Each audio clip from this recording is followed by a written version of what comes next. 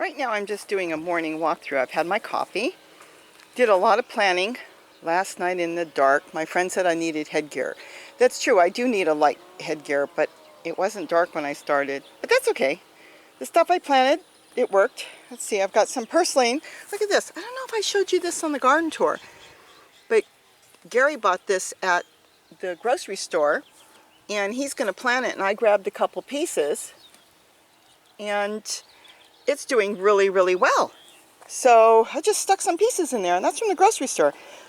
I guess they put it in salads and they cook with it. Then I planted this last night.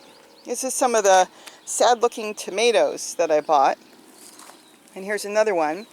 And I wasn't sure where I wanted to put it, and I didn't do the right thing.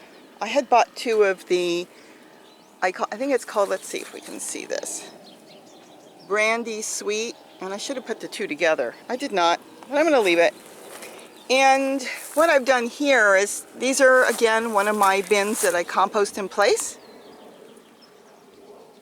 And what I do is, and it works really good for me, is I just put it, that pot's got big holes on the bottom, and it's in this one.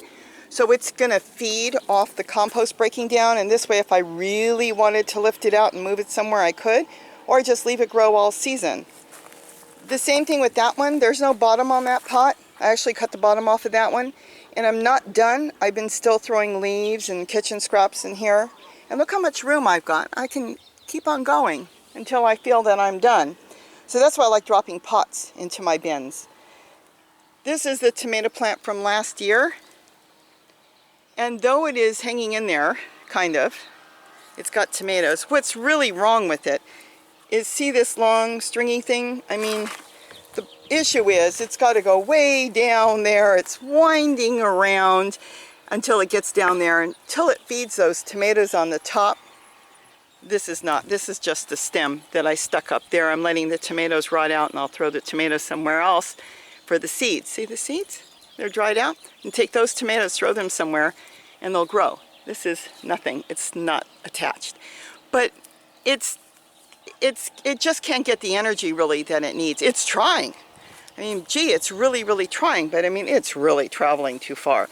So that's why I'm putting new tomatoes in here, and I'll decide later what I want to do. I just don't have the heart to kill it since it's trying so hard, but it's too stringy.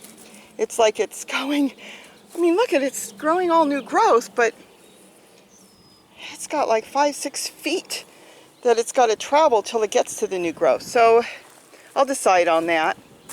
Dinosaur kale's doing really good, like usual. I've got one of my curly kales aren't doing well, so I'm kind of deciding on what I'm going to do with that. This is a tub that I'm going to cover something when I start some seeds. I think it's covering some mint right now. It's not really doing anything. Oh, my work table. Picked this up at the thrift store, and it was supposed to have an electric fountain. I'm going to put a solar fountain in there. Should look really cute. I bought so many of them. I got like 10 of them. Well, 8 are on the way. This is interesting because this compost bin, I have not thrown any soil in here. There is 0 soil in here. In fact, I don't know if you can see, the holes are showing and there's nothing in there. It's just rotted leaves I've been throwing in there, and look at all the collard that grew. And why is the collard growing so well? Because it's falling off the collard plant, the seeds, and they're falling in there. And they're growing in just rotted leaves. There's nothing else in there. I never composted in there yet or did anything. So that's amazing. And it's basically growing in water because it can't even drain. So I have to do something with that at some point. Let's see. I want to try to keep this short for you guys because this is just a morning walkthrough. This is still doing good. Oh, look. Oh my gosh. He wants to take a bath and I'm bothering him. Is that too cute? That's another water fountain that came with an electric pump. I bought that thing over 20 years ago. And I think I've got a video of Gary filling it up. I had it in the front of the house. And the bees, there were thousands and thousands of bees one summer day, and Gary went and added more water to it. I had that sitting in a bigger jug so there would be more water. But what I did was I attached a solar panel to it a while ago. And this is just shallow enough that the birds love coming to it. And that's what they want. They don't really want something deep. They want to be able to get into it and take their baths. So keep that in mind if you're building like a water feature for your yard. Bigger is not better. Actually, smaller is better. And then the little birds can get in there and the hummingbirds can get in there. I mean, he's got right now like 6 water features he can go into. And he's literally 3 feet from me and he doesn't care. Look at that. Of course, I'm going to push him away because I'm going to keep, oh, look at that. Isn't that cute? I'm sorry. Now I'm wasting your time.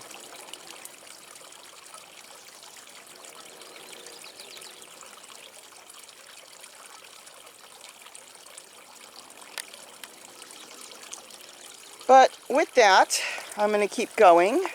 Here, I put a couple of those tomatoes that I bought. And see how I'm sticking them on? I'm using my masking tape that I use for staking tomatoes.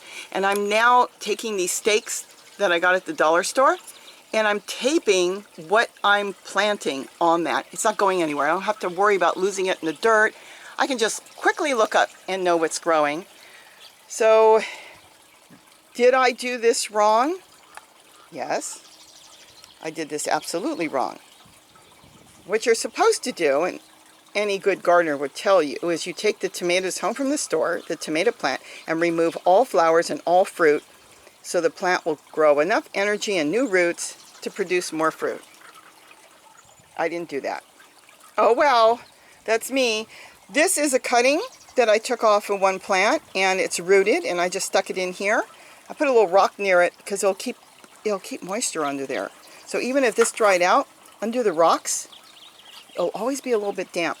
Here I've got a glass jar that I just keep with water in it. I change it every couple days, and I hope you can see the roots on that. So when a tomato plant breaks, or I like the tomato plant, I just stick a cutting in there and they root, and then I stick them in, like I did here in other places. So let's see. Let's try to keep this short because I don't want to bore you. Here's all my tomatoes from last year. I've staked them up with my masking tape, the little paper clips I do. It's amazing. I mean, it's 2 plants. And look at the big tomato we'll be having for dinner probably tonight.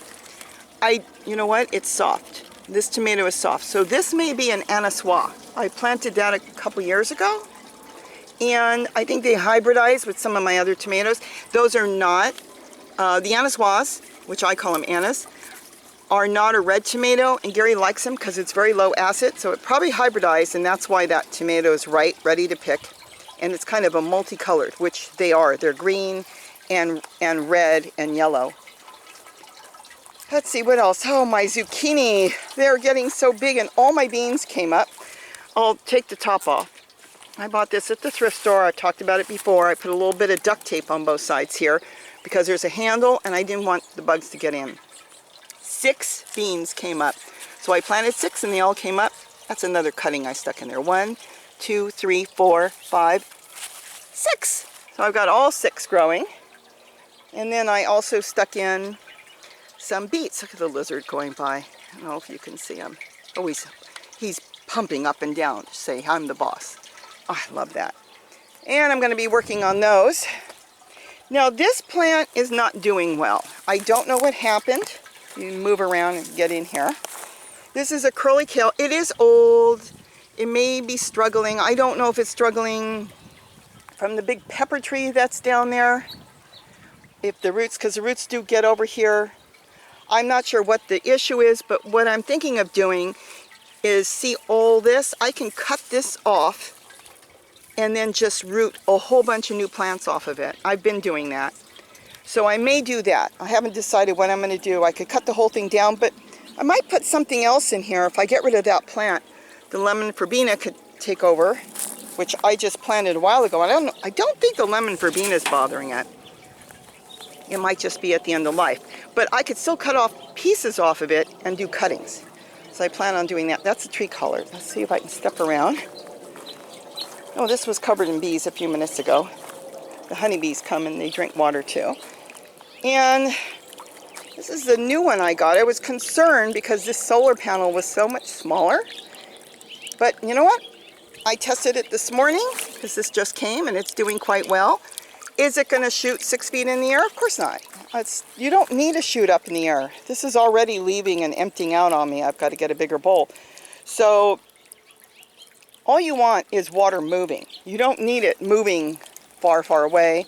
This is a tower. I've got a video I'm putting together. And more of those tomatoes I picked up for cheap. And they seem to be doing well. I'm going to stake this one on there. And again, I am putting the names of the tomatoes taped on my stakes, so I will know what's growing. And then of course just there, so nothing, I don't know, I can't say nothing much. It's like I don't know where to plant a bunch of stuff. So that's what I'm doing today. I'm kind of been moving stuff around, trying to figure out, I want to go back and get some more tomatoes because they have so many different types and I'm not sure which ones will do really well here. So if I plant a whole bunch, and I've got an opportunity of buying some nice sized plants that are root bound and seeing which ones do well here, and then I'll grow those. Obviously these do well. See on this, let's see this piece here. See how this is coming out? Here's the leaf. This piece, I could cut that piece off and root this piece and this would be a whole new plant. That is just so cool. So I don't need a ton of tomatoes. This papaya tree came up. There was like compost in there, kitchen scraps, and it came up. So what I'm going to end up doing is probably break that pot, which is already falling apart. See? It's an old hard plastic pot. And I'm going to break that. Gary will probably mound some wood chips around it. We're going to let the papaya grow. Let it grow right there. So that's my morning walk. You throw the plastic in the trash. And everything is doing really, really well. Again, if you're trying the bins, you don't have to put anything directly in the bins. You could just keep composting and putting in your kitchen scraps and leaves from the garden. See, I put leaves in there this morning. You can put them right in the bin and then grow your plants in pots on top. Make sure the pots that you put in, like this on top, have holes on the bottom. That's what you want. And the pots can be any size. They can be quite small because they're going to send out their feeder roots into that great breaking down matter underneath, and they'll just keep on growing. This is a purple broccoli that I'm covering because I want to see what it looks like, and I don't want the rabbits to eat that one. So that's basically it. It was a walkthrough like this. Again, I'm back to the front here where I started. See this pot, I can't remember, it's either no bottom or big holes in it, is sitting inside my compost bin. And I can still compost and throw all kinds of stuff right down here. Just, it will continue to break down. I can get rid of my kitchen scraps, and that tomato is just going to take off because it's going to send feeder roots down into the compost bin. Isn't that amazing? Same thing with the celery growing there, and there's a carrot coming up. I think I stuck a carrot top in there. I've got a carrot that grew. I've got to get a video of that because somebody sent me the seeds. And I only threw a couple seeds in there and one grew. But see, even here I've got peppers growing in here, but they're growing in a pot. See, and I'm still working in here. I'm still throwing all kinds of stuff in here.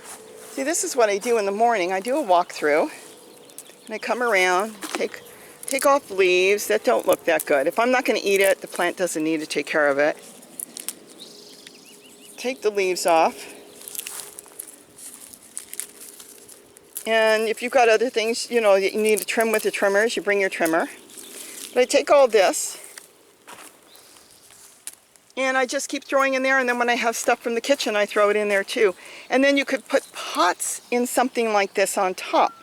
And this way you can go as high as that pot is, say, and continue to compost right there in place.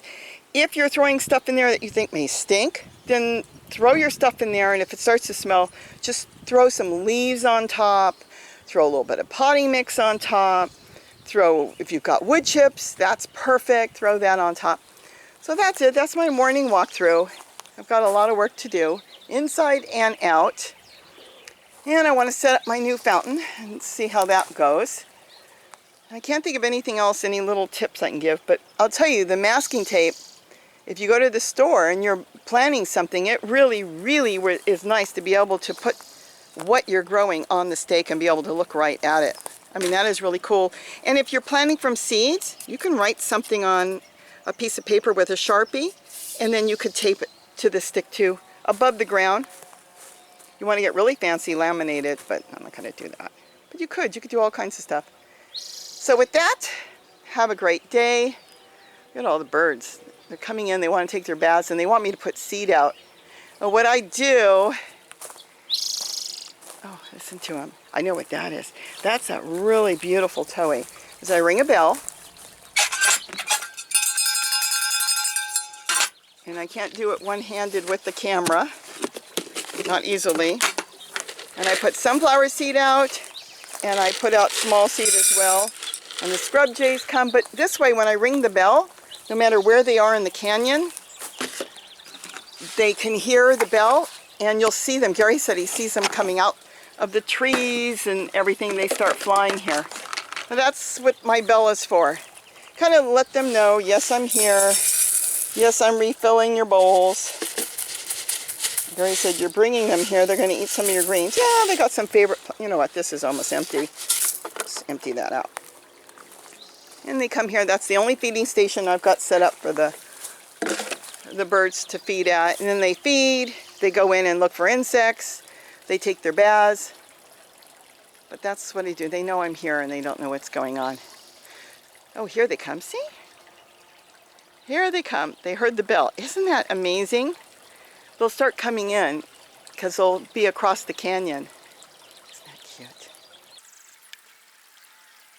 All right, with that, have a great day. And I'll get some more videos together soon. Ask questions. And I'll see if I can get up things that you've got questions about. Oh, I made a new pocket shirt too. It's so cute. It's got a puppy dog on it. Have a great day and don't forget to eat what you grow. Bye-bye.